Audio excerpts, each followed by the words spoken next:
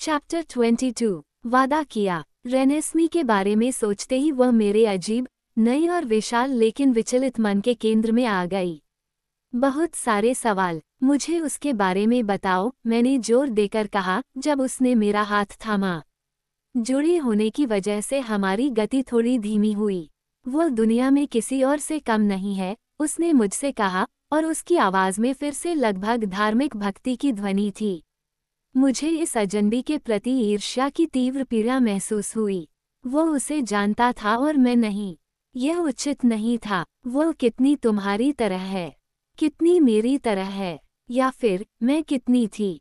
ये काफी हद तक बराबरी का विभाजन प्रतीत होता है। मुझे याद आया, वह गर्म रक्त वाली थी।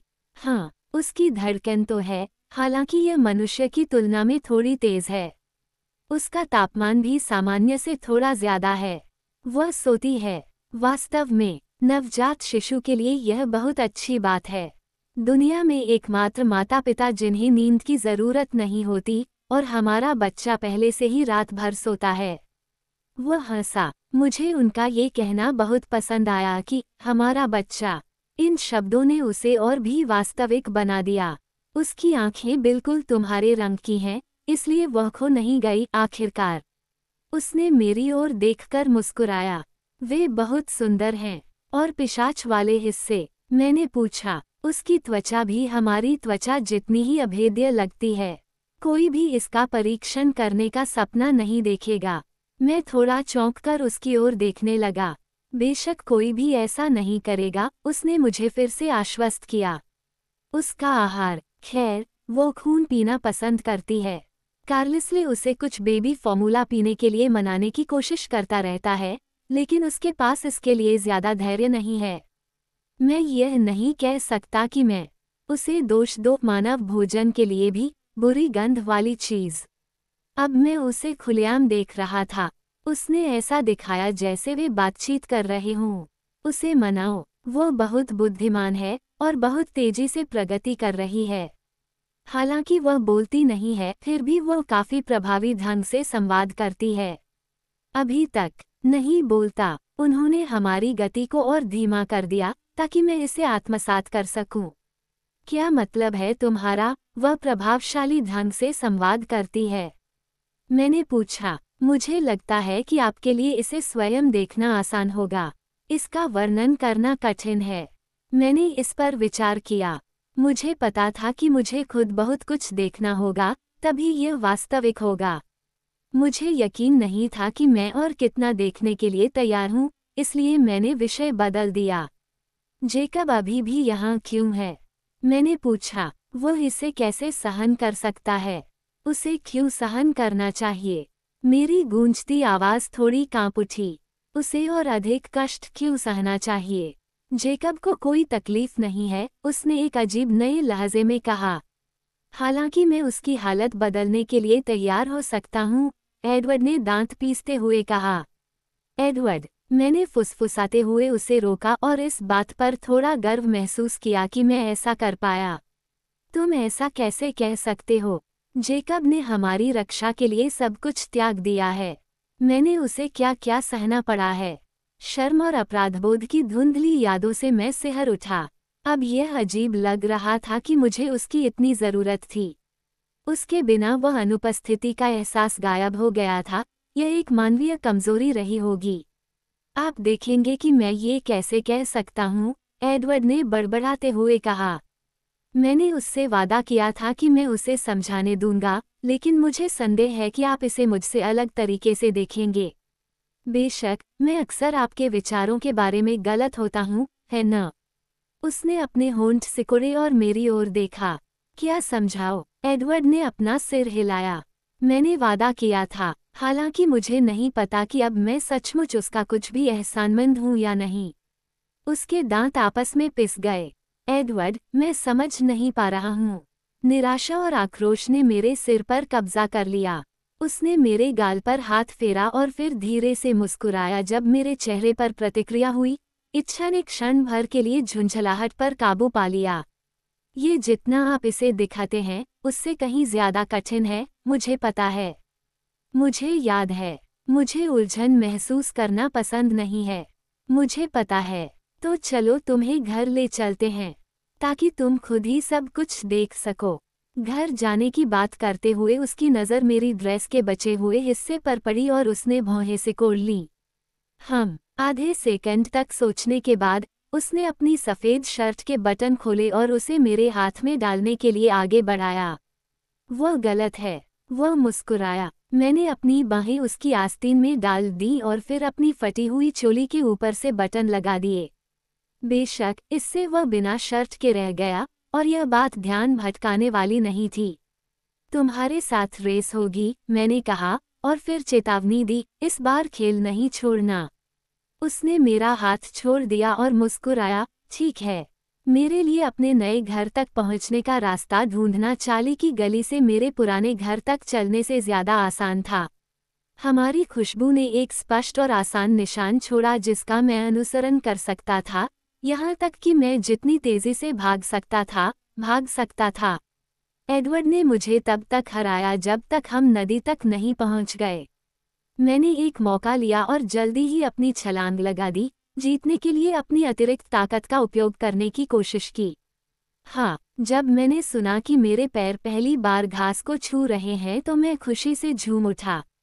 उसके उतरने की आवाज़ सुनकर मैंने कुछ ऐसा सुना जिसकी मुझे उम्मीद नहीं थी। कुछ तेज और बहुत नज़दीक से। दिल की धड़कन तेज हो गई। उसी क्षण एडवर्ड मेरे पास था, उसके हाथ मेरी बाजुओं के ऊपरी भाग पर कस गए। सांस मत लो, उसने मुझे तत्काल चेतावनी दी। मैंने घबराने की कोशिश नहीं की क्योंकि मेरी सांस बीच में ही रुक गई थी। मेरी आंखें ही एकमात्र चीज थीं जो हिल रही थीं, सहज रूप से ध्वनि के स्रोत को खोजने के लिए घूम रही थीं। जेकब उस रेखा पर खड़ा था जहां जंगल क्लेन्स के लॉन को छूता था, उसकी बाहें उसके शरीर पर मुड़ी हुई थीं, उसका जबड़ा कसकर बंद था। उसके पीछे जंगल में अदृश्य, मैंने अब दो बड़े दिलों की आवाज़ सुनी और विशाल, चलते हुए पंजे के नीचे ब्रैकन का हल्का कुचलना। सावधानी से, जेकब, एडवर्ड ने कहा। जंगल से आए एक गुर्राहट ने उसकी आवाज़ में चिंता को प्रतिध्वनित किया। शायद ये सबसे अच्छा तरीका नहीं है। तुम्हें लगता है कि उसे पहले बच्चे के पास जाने देना बेहतर होगा। जेकब ने बीच में टोका। ये देखना ज्यादा सुरक्षित है कि बेला मेरे साथ कैसा व्यवहार करती है। मैं जल्दी ठीक हो जाता हूँ। यह एक परीक्षण था, ये देखने के लिए कि क्या मैं रेनेस्मी को न मारने की कोशिश करने से पहले जेकब को नहीं मार सकता। मुझे अजीब तरह से बीमार महसूस हुआ, इसका मेरे पेट से कोई लेना देना नहीं था, केवल मेरे दिमाग से। क्या यह एडवर्ड का विचार था? मैंने उसके चेहरे पर उत्सुकता से नजर डाली। एडवर्ड एक पल के लिए विचार करता हुआ प्रतीत हुआ और फिर उसकी अभिव्यक्ति चिंता से कुछ और में बदल गई। उसने कंधे उचकाए और जब उसने कहा, मुझे लगता है कि यह तुम्हारी गर्दन है, तो उसकी आवाज में शत्रुता की एक अंतर्निहित धारा थी। इस बार जंगल से आ रही दहाड़ उग्र थी। लिया, मुझे इसमें कोई संदेह नहीं था। एडवर्ड के साथ क्या हुआ था? हम जो कुछ भी कर चुके थे, उसके बाद क्या उसे मेरे सबसे अच्छे दोस्त के लिए कुछ दया नहीं महसूस करनी चाहिए थी? मैंने शायद मूर्खतापूर्ण सोचा था कि एडवर्ड अब जेकब का दोस्त भी बन गया है। मैंने शायद उन्हें गलत समझा होगा। लेकिन जेकब क्या कर रहा था? वह रेनेस्मी की रक्षा के लिए खुद को एक परीक्षा के रूप में क्यों पेश करेगा? मुझे इसका कोई मतलब नहीं समझ आया। भले ही हमारी दोस्ती बची हुई होती, और जब मेरी नज़र जेकब से मिली तो मुझे लगा कि शायद ऐसा ही हुआ होगा। वह अब भी मेरा सबसे अच्छा दोस्त लग रहा था, लेकिन वह नहीं था जो बदल गया था। मैं उसे कैसी लग रही थी? फिर वह अपनी जानी पहचानी मुस्कान के साथ मुस्कुराया, एक आत्मीय आत्मा की मुस्कान, और मुझे यकीन हो गया कि हमारी दोस्ती बरकरार है। ये बिल्कुल पहले जैसा था, जब हम उसके घर के बने गराज में समय बिता रहे थे, बस दो दोस्त समय काट रहे थे। सहज और सामान्य। फिर मैंने पाया कि मेरे बदलने से पहले मुझे उसके लिए जो अजीब सी ज़रूरत महसूस होती थी, वो अब पूरी तरह से खत्म हो चुकी थी। वो सिर्फ मेरा दोस्त था, जैसा कि उसे होना चाहिए था। हालांकि अब भी यह समझ में नहीं आ रहा था कि वह क्या कर रहा था। क्या वह वाकई इतना निस्वार्थ था कि वह अपनी जान देकर मुझे बचाने की कोशिश करेगा एक पल में कुछ ऐसा करने से जिसका मुझे हमेशा के लिए पछतावा होगा। ये सिर्फ मेरे द्वारा जो कुछ भी बन गया था उसे सहन करने या चमत्कारिक रूप से मेरा दोस्त बने रहने से कहीं ज्यादा था। जेकब उन सबसे अच्छे लोगों में से एक था जिन्हें मैं जानता था, लेकिन किसी से भी यह स्वीकार करना बहुत ज्यादा था। उसकी मुस्कान और चौड़ी हो गई और वह थोड़ा कांप उठा। मुझे ये कहना ही होगा, बिल्स, तुम एक अजीब शो हो। मैं भी मुस्कुराया और उसी पुराने धर्रे पर चलने लगा। यह उसका एक पहलू था जिसे मैं समझ गया। एडवर्ड गुर्राया, अपने आप को संभालो, संकर जाति का। मेरे पीछे से हवा बह रही थी और मैंने जल्दी से अपने फेफड़ों को सुरक्षित हवा से भर लिया ताकि मैं बोल सकूं। नहीं, वो सही कह रहा है। आंखें वाकई कुछ खास होती हैं, है न? बहुत डरावना, लेकिन यह उतना बुरा नहीं है जितना मैंने सोचा था। अरे, इस अद्भुत प्रशंसा के लिए धन्यवाद। उसने अपनी आंखें घुमाई। तुम समझती हो कि मेरा क्या मतलब है? तुम अभी भी वैसी ही दिखती हो कुछ हद तक। शायद ये दिखने की वजह से नहीं बल्कि तुम बेला हो। मुझे नहीं लगा कि ऐसा लगेगा कि तुम अभी भी यहाँ हो। उसने फिर से मेरी तरफ देखा और बिना किसी कड़वाहट या नाराजगी के चेहरे पर मुस्कुराया। फिर वह हंसा और बोला, वैसे भी मुझे लगता है कि मैं जल्द ही आंखों की आदत डाल लूंगा। तुम ऐसा करोगे? मैंने उलझन में पूछा। ये बहुत बढ़िया था कि हम अभी भी दोस्त थे, लेकिन ऐसा नहीं था कि हम एक साथ ज्यादा समय बिता पाते।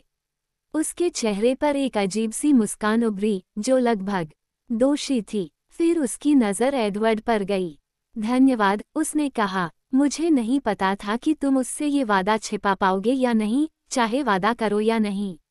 आमतौर पर तुम उसे वह सब कुछ देते हो जो वह चाहती है। शायद मैं उम्मीद कर रहा हूँ कि वह चिढ़ जाएगी और तुम्हारा सिर काट लेगी, एडवर्ड ने सुझाव दिया। जेकब ने खर्राटा लिया। क्या हो रहा है? क्या तुम दोनों मुझसे कोई रहस्य छिपा रहे हो? मैंने आश्चर्य से पूछा। मैं बाद में समझाऊंगा, जेकब ने आत्मचेतना से कहा जैसे कि उसने वास्तव में इसकी योजना नहीं बनाई थी। फिर उसने विषय बदल दिया। पहले चलो इस शो को शुरू करते हैं। उसकी मुस्कुराहट अब एक चुनौती थी क्योंकि वह धीरे धीरे आगे बढ़ने लगा। उसके पीछे से विरोध की आवाज आई और फिर लिया का भूरा शरीर उसके पीछे के पेड़ों से फिसल गया। लंबा, रेतीले रंग का सेठ उसके ठीक पीछे था। शांत रहो, दोस्तों, जेकब ने कहा। इससे दूर रहो। मुझे खुशी हुई कि उन्होंने उसकी बात नहीं सुनी, बल्कि थोड़ा धीरे धीरे उसके पीछे चले गए। हवा अब शांत थी, वो उसकी खुशबू को मुझसे दूर नहीं ले जा सकती थी। वह इतना करीब आ गया कि मैं उसके शरीर की गर्मी को हमारे बीच की हवा में महसूस कर सकता था। प्रतिक्रिया में मेरा गला जलने लगा। चलो, बिल्स, अपना सबसे बुरा करो, लिया ने फुसफुसाया। मैं सांस नहीं लेना चाहता था। जेकब का इतना खतरनाक फायदा उठाना सही नहीं था, चाहे वही क्यों न हो। लेकिन मैं तर्क से दूर नहीं जा सकता था। मैं और कैसे सुनिश्चित कर सकता था कि मैं रेनेस्मी को चोट नहीं पहुंचाऊंगा? यहाँ पर मैं बूढ़ा हो रहा हूँ, बेला, जेकब ने ताना मारा। ठीक है, तकनीकी रूप से नहीं, लेकिन तुम्हें विचार समझ आ गया होगा। जाओ, एक सूंघ लो। मुझे पकड़ो, मैंने एडवर्ड से कहा और उसकी छाती से लिपट गई। उसके हाथ मेरी बाजुओं पर कस गए। मैंने अपनी मांसपेशियों को अपनी जगह पर जमा लिया, उम्मीद है कि मैं उन्हें स्थिर रख पाऊंगा। मैंने संकल्प लिया कि मैं कम से कम उतना ही अच्छा प्रदर्शन करूंगा जितना मैंने शिकार पर किया था। सबसे खराब स्थिति में मैं सांस लेना बंद कर दूंगा और भागने के लिए दौड़ूंगा। घबराहट में मैंने अपनी नाक से एक छोटी सी सांस ली, किसी भी चीज के लिए तैयार। इससे थोड़ा दर्द हुआ, लेकिन मेरा गला पहले से ही बहुत जल रहा था। जेकब को पहाड़ी शेर की तुलना में ज्यादा मानवीय गंध नहीं आई। उसके खून में एक जानवर जैसी धार थी जो तुरंत ही मुझे दूर कर देती थी। हालांकि उसके दिल की तेज, गीली आवाज आकर्षक थी, लेकिन उसके साथ आने वाली गंध ने मेरी नाक को सिकोड़ दिया। वास्तव में उसकी धड़कन वाले खून की आवाज और गर्मी के प्रति मेरी प्रतिक्रिया को कम करना गंध के साथ आसान था। मैंने एक और सांस ली और शांत हो गया। हाँ, मैं समझ सकता हूँ कि हर कोई क्या कह रहा है। तुम बहुत बदबूदार हो, जेकब। एडवर्ड जोर से हंसने लगा, उसके हाथ मेरे कंधों से फिसलकर मेरी कमर पर आ गए। सेठ ने एडवर्ड के साथ तालमेल बिठाते हुए धीमी आवाज में ठहाका लगाया। वह थोड़ा और करीब आ गया जबकि लिया कई कदम पीछे हट गई। और फिर मुझे एक और श्रोता का एहसास हुआ जब मैंने एम्मेट की धीमी, अलग अलग हंसी सुनी, जो हमारे बीच की कांच की दीवार से थोड़ी दबी हुई थी। देखो कौन बात कर रहा है, जेकब ने नाटकीय ढंग से अपनी नाक बंद करते हुए कहा। एडवर्ड ने मुझे गले लगाया, तब भी उसका चेहरा नहीं झुका, तब भी नहीं जब एडवर्ड ने खुद को संभाला और मेरे कान में फुसफुसाया, आई लव यू। जेकब बस मुस्कुराता रहा। इससे मुझे उम्मीद जगी कि हमारे बीच सब कुछ ठीक हो जाएगा, जैसा कि इतने लंबे समय से नहीं हुआ था। शायद अब मैं वास्तव में उसकी दोस्त बन सकती हूँ, क्योंकि मैंने उसे शारीरिक रूप से इतना घृणास्पद बना दिया है कि वो मुझसे पहले जैसा प्यार नहीं कर सकता। शायद बस यही चाहिए था। ठीक है, तो मैं पास हो गया, है न? मैंने कहा, अब क्या तुम मुझे बताओगे कि यह बड़ा रहस्य क्या है? जेकब का चेहरा बहुत घबरा गया। इस पर तुम्हें चिंता करने की कोई जरूरत नहीं है। मैंने एम्मेट को फिर से खिलखिलाकर हंसते हुए सुना, एक प्रत्याशा भरी आवाज। मैं अपनी बात पर जोर देता, लेकिन जब मैंने एम्मेट की बात सुनी, तो मुझे दूसरी आवाजें भी सुनाई दी। 7 लोग सांस ले रहे थे। एक फेफड़े का जोड़ा बाकी की तुलना में अधिक तेजी से चल रहा था। केवल एक दिल पक्षी के पंखों की तरह फड़फड़ा रहा था, हल्का और तेज। मैं पूरी तरह से विचलित हो गया था। मेरी बेटी कांच की उस पतली दीवार के दूसरी तरफ थी। मैं उसे नहीं देख पा रहा था, प्रकाश दर्पण की तरह परावर्तक खिड़कियों से टकरा रहा था। मैं केवल खुद को देख पा रहा था, जेकब की तुलना में बहुत अजीब तरह से सफ़ेद और स्थिर दिख रहा था। या एडवर्ड की तुलना में बिल्कुल सही दिख रहा था। रेनेस्मी, मैंने फुसफुसाते हुए कहा। तनाव ने मुझे फिर से मूर्ति बना दिया। रेनेस्मी किसी जानवर की तरह गंध नहीं करने वाली थी। क्या मैं उसे खतरे में डालूंगा? आओ और देखो, एडवर्ड ने बड़बड़ाते हुए कहा। मुझे पता है कि तुम इसे संभाल सकते हो। तुम मेरी मदद करोगे। मैंने स्थिर होठों से फुसफुसाया। अवश्य मैं करूंगा। और एम्मेट और जेस पर बस मामले में हम तुम्हारा ख्याल रखेंगे, बेला। चिंता मत करो, हम तैयार रहेंगे। हम में से कोई भी रेनेस्मी को जोखिम में नहीं डालना चाहेगा। मुझे लगता है कि तुम ये देखकर हैरान हो जाओगी कि उसने हम सभी को अपनी छोटी उंगलियों में कैसे लपेट लिया है। चाहे कुछ भी हो, वह पूरी तरह सुरक्षित रहेगी। उसे देखने की मेरी तड़प, उसकी आवाज में छिपी पूजा को समझने की मेरी इच्छा ने मेरी स्थिर मुद्रा को तोड़ा। मैंने एक कदम आगे बढ़ाया, और तभी जेकब मेरे रास्ते में आ गया। उसके चेहरे पर चिंता का भाव था। क्या तुम सच में ऐसा सोचते हो, खून चूसने वाले? उसने एडवर्ड से पूछा, उसकी आवाज लगभग विनती भरी थी। मैंने उसे एडवर्ड से इस तरह बात करते हुए कभी नहीं सुना था। मुझे ये पसंद नहीं है। शायद उसे इंतजार करना चाहिए। तुम्हारा टेस्ट हो गया, जेकब। ये जेकब की परीक्षा थी। लेकिन जेकब ने कहना शुरू किया। लेकिन कुछ नहीं, एडवर्ड ने अचानक झल्लाते हुए कहा। बेला को हमारी बेटी से मिलना है। उसके रास्ते से हट जाओ। जेकब ने मुझे एक अजीब, उन्मत्त नज़र से देखा और फिर मुड़कर लगभग दौड़ते हुए हमारे आगे वाले घर में घुस गया। एडवर्ड गुर्राया। मैं उनके टकराव को समझ नहीं पा रहा था और न ही मैं उस पर ध्यान केंद्रित कर पा रहा था। मैं केवल अपनी याददाश्त में धुंधले बच्चे के बारे में सोच सकता था और धुंधलेपन से जूझते हुए उसके चेहरे को ठीक से याद करने की कोशिश कर रहा था। क्या हम ऐसा करें? एडवर्ड ने फिर से अपनी कोमल आवाज में कहा। मैंने घबराहट से सिर हिलाया। उसने मेरा हाथ कसकर पकड़ लिया और मुझे घर के अंदर ले गया। वे मुस्कुराते हुए कतार में मेरा इंतजार कर रहे थे, जो स्वागत करने के साथ साथ रक्षात्मक भी थी। रोज़ली बाकी लोगों से कई कदम पीछे थी, सामने के दरवाजे के पास। वह तब तक अकेली थी जब तक जेकब उसके साथ नहीं आ गया और फिर उसके सामने खड़ा हो गया, जो सामान्य से ज्यादा करीब था। उस निकटता में आराम का कोई एहसास नहीं था, दोनों ही निकटता से घबरा रहे थे। कोई बहुत छोटा सा व्यक्ति रोसेली की बाहों से बाहर निकलकर जेकब के चारों ओर देख रहा था। तुरंत ही उसने मेरा पूरा ध्यान, मेरे हर विचार को अपनी ओर आकर्षित कर लिया। जिस तरह से मैंने अपनी आंखें खोलने के बाद से ही किसी और चीज पर कब्जा नहीं किया था। मैं तो सिर्फ 2 दिन के लिए बाहर था। मैंने अविश्वासपूर्वक कहा। रोज़ली की बाहों में अजनबी बच्ची की उम्र शायद कुछ हफ्ते या महीने रही होगी। वह मेरी धुंधली यादों में मौजूद बच्ची से शायद दुगुनी थी, और वह मेरी ओर खींचते हुए अपने धड़ को आसानी से सहारा दे रही थी। उसके चमकीले कांस्य रंग के बाल उसके कंधों से नीचे तक लटक रहे थे। उसकी चॉकलेटी भूरी आंखें मुझे ऐसी दिलचस्पी से देख रही थीं जो बिल्कुल भी बच्चों जैसी नहीं थी, ये वयस्क, जागरूक और बुद्धिमानी वाली थी। उसने एक हाथ उठाया, एक पल के लिए मेरी ओर बढ़ाया और फिर वापस आकर रोज़ली के गले को छुआ। अगर उसका चेहरा अपनी खूबसूरती और संपूर्णता में विस्मयकारी न होता, तो मैं यकीन ही नहीं कर पाती कि यह वही बच्ची है, मेरी बच्ची। लेकिन एडवर्ड उसके चेहरे की विशेषताओं में था, और मैं उसकी आंखों और गालों के रंग में था। यहाँ तक कि चाली का भी उसके घने बालों में स्थान था, हालांकि उनका रंग एडवर्ड से मिलता था। वह हमारी ही होगी, असंभव लेकिन फिर भी सच है। हालांकि इस अप्रत्याशित छोटे व्यक्ति को देखने से वह अधिक वास्तविक नहीं लगती, इससे वह और अधिक शानदार ही लगती है।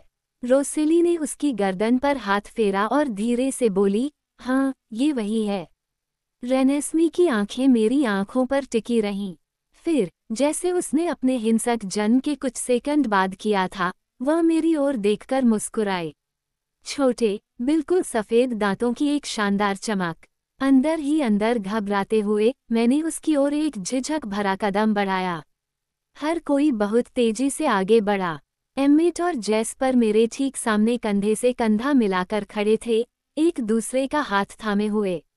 एडवर्ड ने मुझे पीछे से पकड़ लिया, फिर से मेरी बाजुओं के ऊपरी हिस्से पर अपनी उंगलियां कस लीं।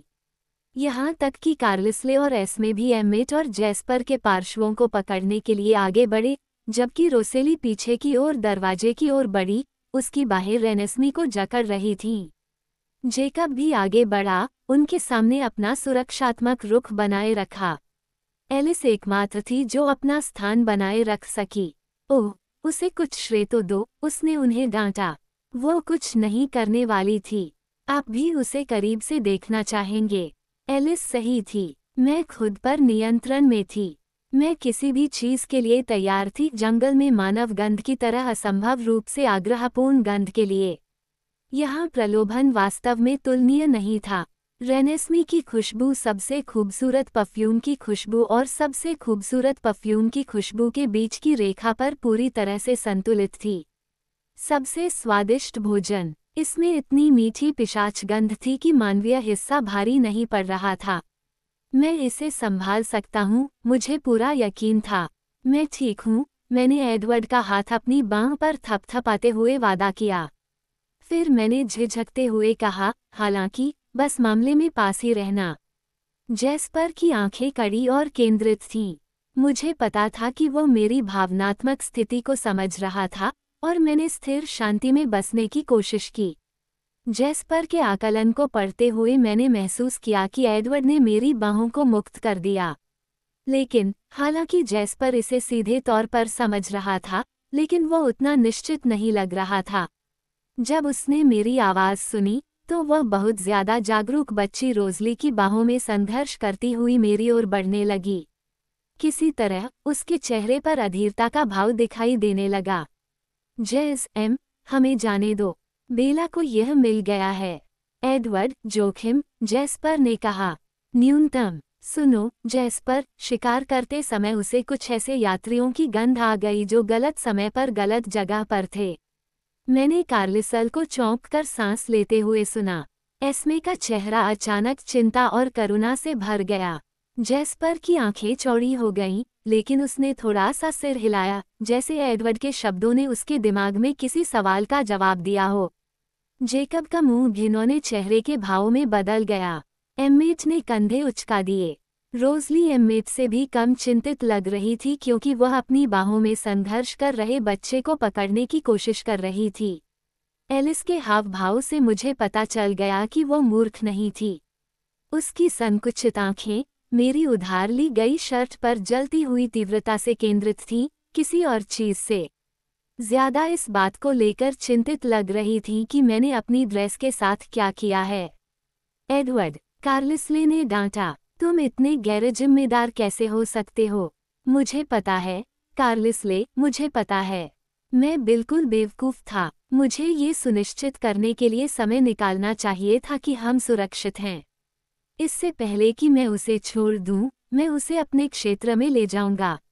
एडवर्ड, मैंने बुदबुदाते हुए कहा, जिस तरह से वे मुझे घूर रहे थे उससे मैं शर्मिंदा था। ऐसा लग रहा था जैसे वे मेरी आंखों में चमकीला लाल रंग देखने की कोशिश कर रहे थे। एडवर्ड ने मुस्कुराते हुए कहा, बेला, उसने मुझे डांटकर बिल्कुल सही किया है। मैंने बहुत बड़ी गलती की है। ये तथ्य कि तुम मेरे द्वारा अब तक देखे गए किसी भी व्यक्ति से अधिक शक्तिशाली हो, इससे कुछ नहीं बदलता। एलिस ने आंखें घुमाई, बहुत बढ़िया मजाक है, एडवर्ड। मैं मजाक नहीं कर रहा था। मैं जेस्पर को समझा रहा था कि मैं क्यों जानता हूं कि बेला ये सब संभाल सकती है। यह मेरी गलती नहीं है कि सभी ने जल्दबाजी में निष्कर्ष निकाल लिया। रुको, जेस्पर ने हौंफते हुए कहा। उसने इंसानों का शिकार नहीं किया। उसने शुरू कर दिया, एडवर्ड ने स्पष्ट रूप से आनंद लेते हुए कहा। मेरे दांत पीसने लगे। वह पूरी तरह से शिकार पर केंद्रित थी। क्या हुआ? कार्लिसले ने बीच में ही टोकते हुए कहा।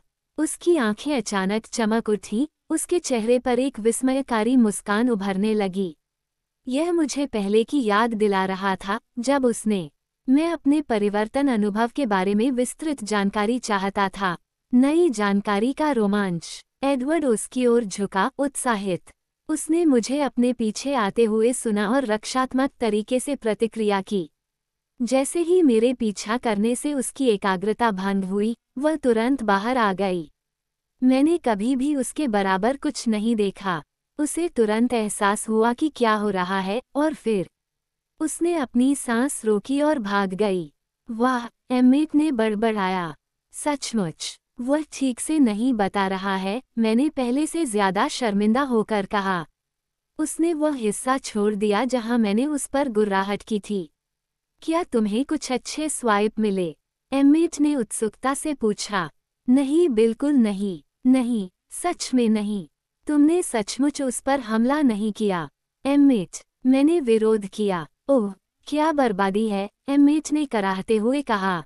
और यहाँ शायद तुम ही एक व्यक्ति हो जो उसे ले जा सकते हो क्योंकि वह तुम्हारे दिमाग में धोखा देने के लिए नहीं आ सकता और तुम्हारे पास एक बढ़िया बहाना भी था।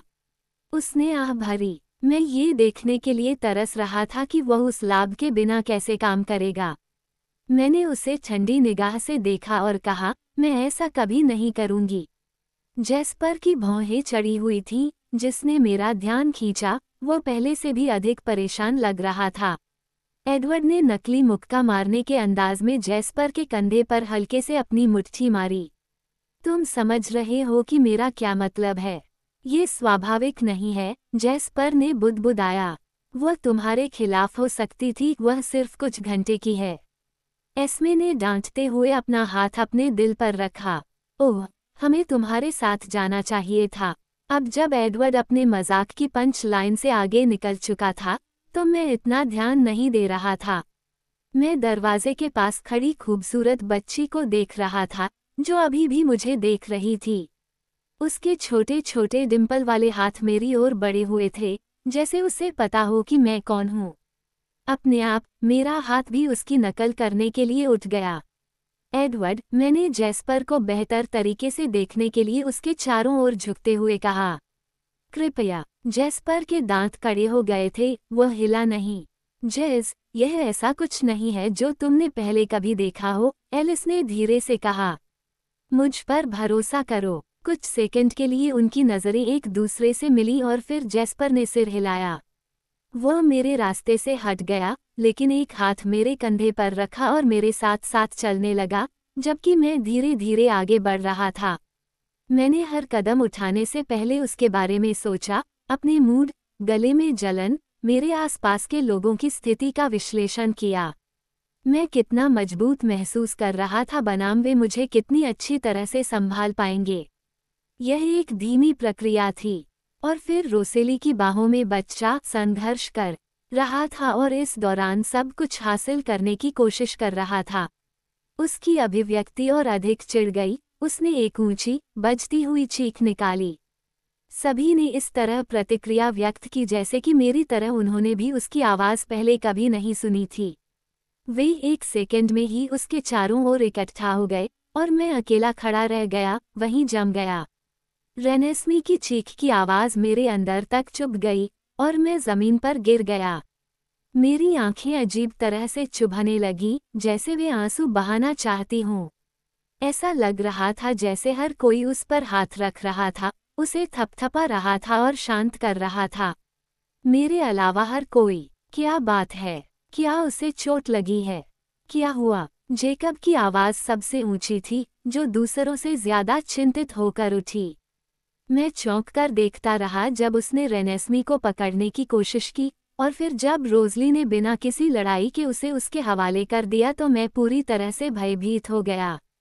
नहीं, वह ठीक है, रोसेली ने उसे आश्वस्त किया। रोसेली जेकब को आश्वस्त कर रही थी। रेनेस्मी स्वेच्छा से जेकब के पास गई, अपना छोटा सा हाथ उसके गाल पर रखा और फिर से मेरी ओर बढ़ने के लिए इधर उधर मुड़ी।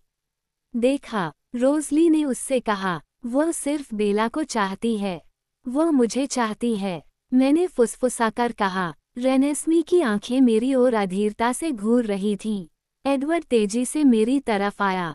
उसने अपने हाथ हल्के से मेरी बाजुओं पर रखे और मुझे आगे बढ़ने के लिए कहा। वो लगभग 3 दिनों से तुम्हारा इंतजार कर रही है, उसने मुझसे कहा।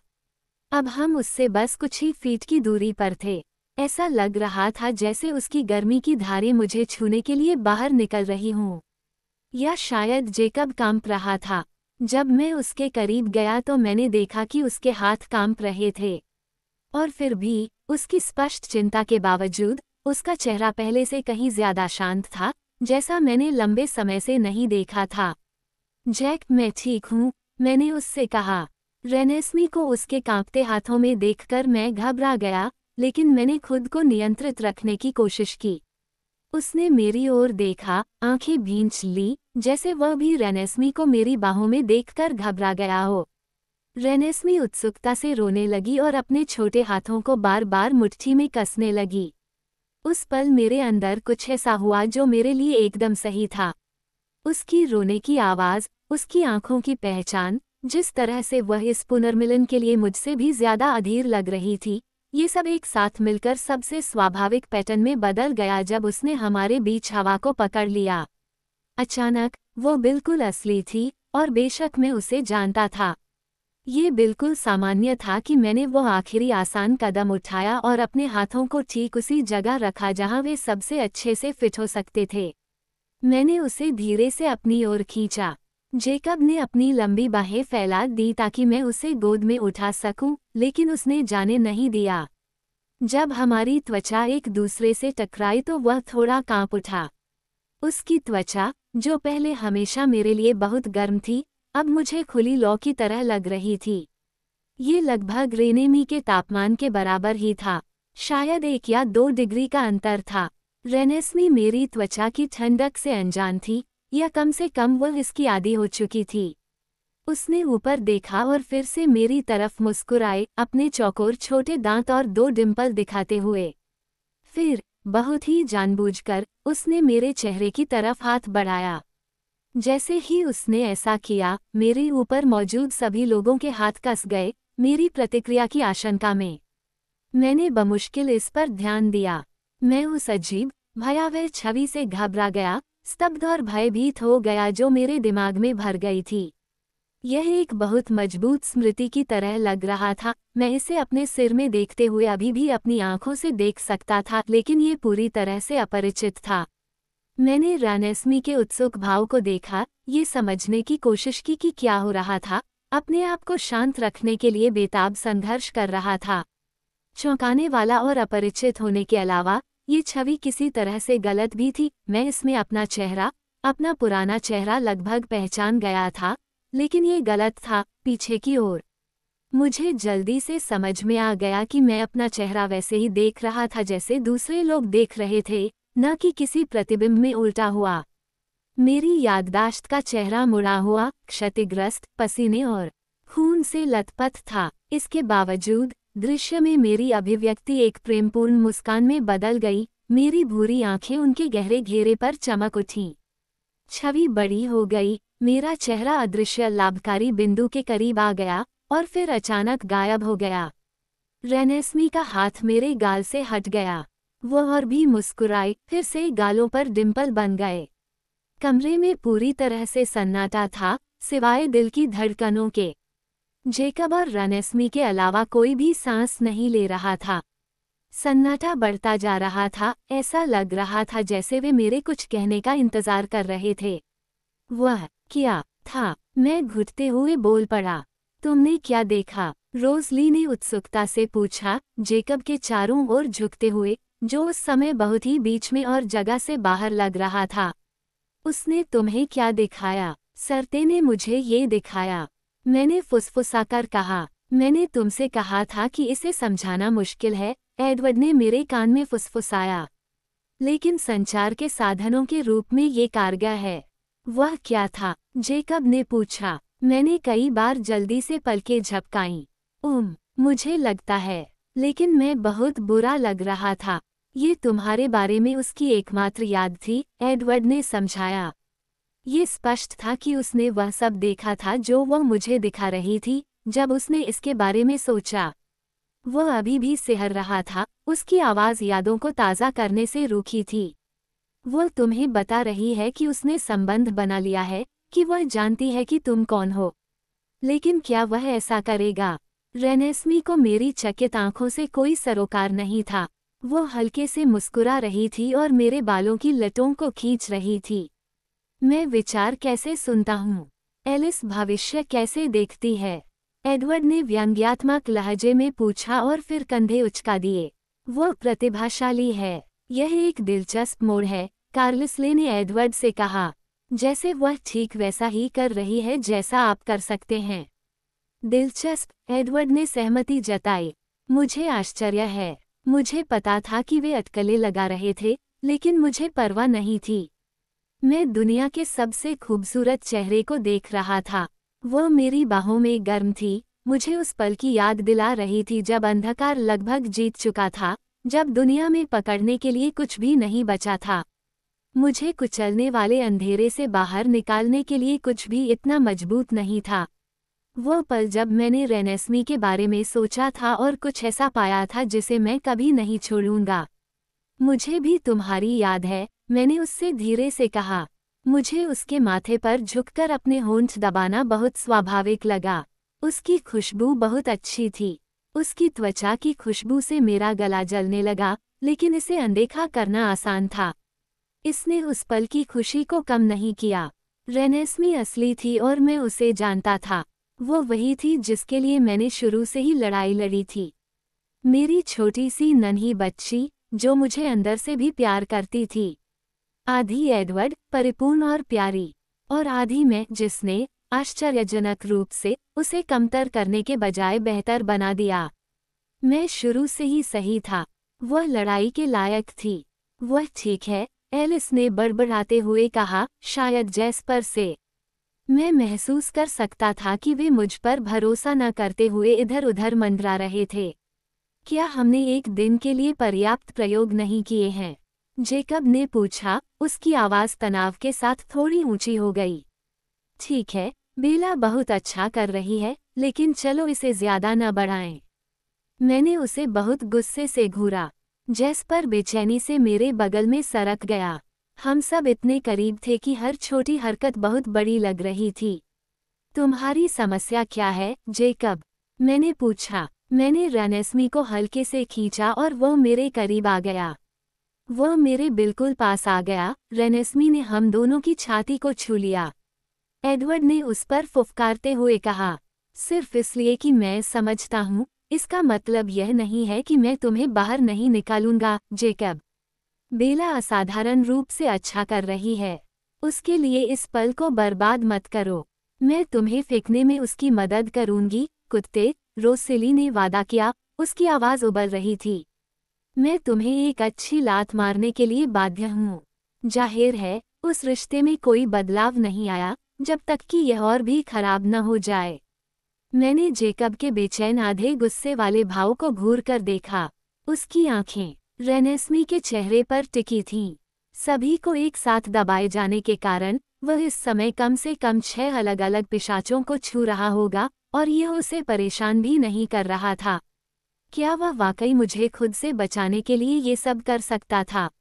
मेरे परिवर्तन के दौरान क्या हो सकता था? मेरा किसी ऐसी चीज में बदल जाना जिससे वह नफरत करता था और जो उसकी जरूरत के कारण के प्रति उसे इतना नर्म बना देती। मैं हैरान था, उसे मेरी बेटी को घूरते हुए देख रहा था। उसे ऐसे घूर रहा था जैसे वह कोई अंधा आदमी हो जो पहली बार सूरज देख रहा हो।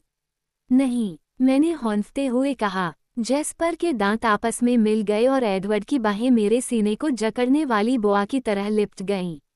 जेकब ने उसी पल रेनेस्मी को मेरी बाहों से बाहर निकाल लिया और मैंने उसे पकड़ने की कोशिश नहीं की, क्योंकि मुझे लगा कि यह आ रहा है झपट्टा, जिसका वे सभी इंतजार कर रहे थे। रोज, मैंने बहुत धीरे से और सटीक ढंग से कहा, रेनेस्मी को ले लो। रोसेली ने अपने हाथ आगे बढ़ाए और जेकब ने मेरी बेटी को तुरंत उसके हाथ में थमा दिया। दोनों ही मुझसे दूर चले गए। एडवर्ड, मैं तुम्हें चोट नहीं पहुंचाना चाहता, इसलिए कृपया मुझे छोड़ दो। वह झिझका। रेनेस्मी के सामने जाकर खड़े हो जाओ, मैंने सुझाव दिया। उन्होंने विचार किया और फिर मुझे जाने दिया। मैं शिकार करने की मुद्रा में झुकी और जेकब की ओर 2 धीमे कदम बढ़ाए। तुमने ऐसा नहीं किया, मैंने उस पर चिल्लाते हुए कहा। वो पीछे हट गया, हथेलियां ऊपर करके मुझे समझाने की कोशिश करते हुए। तुम्हें पता है कि यह ऐसी चीज नहीं है जिसे मैं नियंत्रित कर सकता हूँ। तुम मूर्ख कुत्ते, तुम ऐसा कैसे कर सकते हो? मेरे बच्चे। अब वो सामने के दरवाजे से बाहर निकल गया, जबकि मैं उसका पीछा कर रही थी। वह सीढ़ियों से नीचे की ओर भाग रहा था। यह मेरा विचार नहीं था, बेला। मैंने उसे एक बार पकड़ लिया है और पहले से ही आपको लगता है कि आपके पास उसके लिए कुछ मूर्खतापूर्ण भेड़िया दावा है। वह मेरी है, मैं साझा कर सकता हूँ, उन्होंने विनती करते हुए कहा और लॉन में पीछे हट गए। भुगतान करो, मैंने एम्मेट को मेरे पीछे से कहते सुना। मेरे दिमाग का एक छोटा सा हिस्सा सोच रहा था कि इस नतीजे के खिलाफ किसने दांव लगाया था। मैंने इस पर ज्यादा ध्यान नहीं दिया। मैं बहुत गुस्से में था। तुम्हारी हिम्मत कैसे हुई मेरे बच्चे पर छाप छोड़ने की? क्या तुम पागल हो गए हो? यह अनैच्छिक था, उन्होंने पेड़ों की ओर पीछे हटते हुए जोर देकर कहा। तभी वह अकेला नहीं था। 2 बड़े भेड़िए फिर से प्रकट हुए, उसके दोनों ओर खड़े थे। लिया ने मुझ पर झपट्टा मारा। मेरे दांतों के बीच से एक भयानक गुर्राहट निकली। उस आवाज ने मुझे परेशान कर दिया, लेकिन इतनी भी नहीं कि मैं आगे बढ़ना बंद कर सकूं। बेला, क्या तुम 1 सेकंड के लिए सुनने की कोशिश करोगी?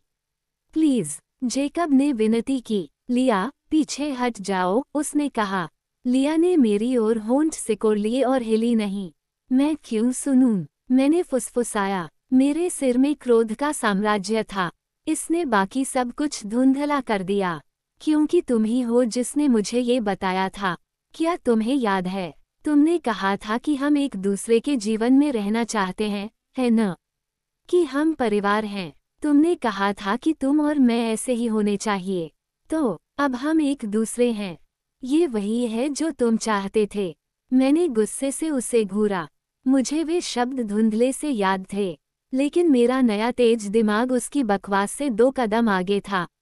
तुम्हें लगता है कि तुम मेरे परिवार का हिस्सा बनोगे, मेरे दामाद भी? मैंने चिल्लाकर कहा।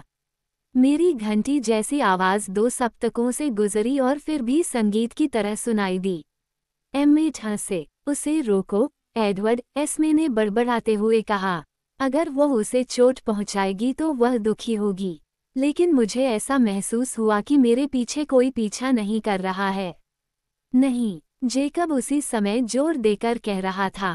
तुम इस तरह से कैसे देख सकते हो? वो तो बस एक बच्ची है, बहुत जोर से रो रही हो। यही मेरी बात है, मैंने चिल्लाया। तुम्हें पता है कि मैं उसके बारे में ऐसा नहीं सोचता। क्या तुम्हें लगता है कि अगर मैं ऐसा सोचता तो एडवर्ड मुझे इतने लंबे समय तक जीने देता? मैं बस यही चाहता हूँ कि वो सुरक्षित और खुश रहे। क्या यह इतना बुरा है? ये तुम्हारी इच्छा से बहुत अलग है। वो मुझ पर चिल्ला रहा था। मैं शब्दों से परे चिल्लाकर उस पर गुर्राया। अद्भुत है न? मैंने एडवर्ड को बुदबुदाते हुए सुना। उसने एक बार भी उसका गला नहीं दबाया। कार्लिसले ने सहमति जताते हुए कहा। वह स्तब्ध था। ठीक है, तुम ये जीत गए, एमेट ने अनिच्छा से कहा। तुम उससे दूर रहना चाहोगे, मैंने जेकब से फुसफुसाते हुए कहा। मैं ऐसा नहीं कर सकता। मेरे दांतों से कोशिश करो। अभी से शुरू करो। ये संभव नहीं है। क्या तुम्हें याद है कि 3 दिन पहले तुम मुझे कितना चाहते थे? एक दूसरे से अलग रहना कितना मुश्किल था। अब तुम्हारे लिए वह सब खत्म हो गया है न? मैं उसकी ओर घूरकर देखने लगा। मुझे समझ नहीं आया कि वो क्या कहना चाह रहा था। वह वही थी, उसने मुझसे कहा। शुरू से ही हमें तब भी साथ रहना था। मुझे याद आया और फिर मैं समझ गया। मेरे एक छोटे से हिस्से को इस पागलपन के बारे में स्पष्टीकरण मिलने से राहत मिली। लेकिन उस राहत ने किसी तरह मुझे और भी क्रोधित कर दिया। क्या वह उम्मीद कर रहा था कि मेरे लिए यह पर्याप्त होगा? उस एक छोटे से स्पष्टीकरण से मैं इस बात से सहमत हो जाऊंगा। मैंने धमकी दी, जब तक तुम भाग सकते हो, भाग जाओ। चलो, बिल्स, नेस्सी भी मुझे पसंद करती है, उसने जोर देकर कहा। मैं स्तब्ध रह गया। मेरी सांस रुक गई। मेरे पीछे, मैंने आवाज की कमी सुनी जो उनकी चिंताजनक प्रतिक्रिया थी। क्या तुमने उसे बुलाया? जेकब ने एक कदम और पीछे हटते हुए शर्मिंदगी से कहा। ठीक है, उसने बुदबुदाया। तुमने जो नाम सोचा है, वो बहुत बड़ा है और आपने मेरी बेटी का नाम लोच नेस राक्षस के नाम पर रखा है। मैंने चिल्लाकर कहा और फिर मैंने उसका गला पकड़ लिया।